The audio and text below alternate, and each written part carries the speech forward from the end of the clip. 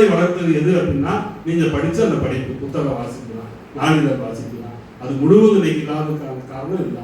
அப்ப இதை நம்ம மாணவர்கள் மத்தியில் மேம்படுத்தணும்னா அப்ப என்ன செய்வது? நம்ம வெறும் படிப்படின்னு சொல்லிட்டு போனா மட்டும் பத்தாது. நூலகர்கள் நீங்க நிறைய இருக்கீங்க, வர்ற வாசகர்கள்ட்ட நீங்க புத்தகம் வாசிங்க, படிங்கன்னு சொன்னா மட்டும் படிக்க மாட்டாங்க, நிச்சயமா படிக்க மாட்டாங்க. ஒரு ஆசிரியரும் மாணவர்கள்ட்ட வகுப்பறையில் போய் 1 மணி நேரம் படின்னு சொன்னாலும் எந்த மாற்றம் ஆக போறது இல்லை. ஒரு நாள் முழுக்க பேசினாலும் எந்த மாற்றம் ஆக போறது இல்லை. அப்ப என்ன செய்யணும்? நீங்க படிச்ச புத்தகத்துல இருக்க ஒரு நல்ல விஷயத்த சொல்லி வாசிக்க சொல்லணும். அப்படின்னா தான் நிச்சயம் படிப்பாங்க. நான் இப்ப இப்படி ஒரு புத்தகத்தை படிச்சுட்டு இருக்கேன். அப்ப முதல்ல நூலகர்கள் நிறைய நூல்களை படிக்கணும், ஆசிரியர்கள் இன்னும் நிறைய நூல்களை படிக்கணும். தொடர்ந்து நூல்களை வாசித்து கொண்டே இருக்கக்கூடியவர் தான் சிறந்த ஆசிரியர்.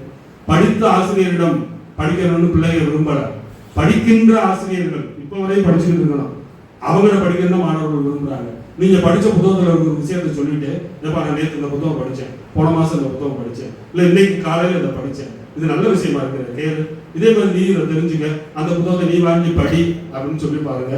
ஒரு 10 பேர்த்த சொல்லுங்க, நிச்சயம் ஒரு ஆள் 2 பேரை வாசிக்க கிளம்பிடுவோம். அதை நம்ம செய்யணும்.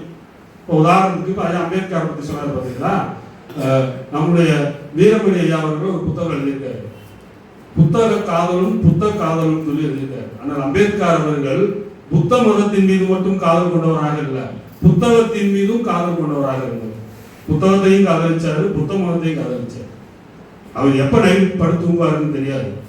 நைட்டு நள்ளிரவு 2 மணி 3 மணிக்கு அவர் அறைய தட்டி நம்ம பார்த்தோம்னா அவர் நெஞ்சு மேல ஒரு புத்தகம் இருக்கும், ஒவ்வொரு முறையும் புத்தகம் இல்லாமல் இருந்தது இல்லையா, நைட்டு ஃபுல்லாக வாசிச்சுட்டு தான் இருப்பார். எந்த அளவுக்கு அந்த புத்தகத்தின் மீது அவர் காதல் வச்சிருக்காரு அப்படின்னா, அவருடைய உதவியாளர்கள் சொல்லியிருக்காரு, இந்த மாதிரி எனக்கு வந்து கொஞ்சம் நேற்று இருந்து கொஞ்சம் கால் வலிக்கிற மாதிரி இருக்கு, உடம்பு ஃபுல்லாக வலியா இருக்கிற மாதிரி இருக்கு, நம்ம போய் ஏதாவது ஒரு மருத்துவரை பார்க்கணும், மருந்து இருந்தீங்க யாராவது சிபாரிசு பண்ணி சொல்லுங்க, நம்ம போயிட்டு வருவோம்னு சொல்லியிருந்திருக்காரு. உதவியாளர் மறந்துட்டார். மறுநாள் வந்து பார்த்தா இவர் அதை பற்றி எதுவுமே கேட்கலாம், நேற்று பூரா உடம்பு வலிக்குதுன்னு சொல்லுங்க.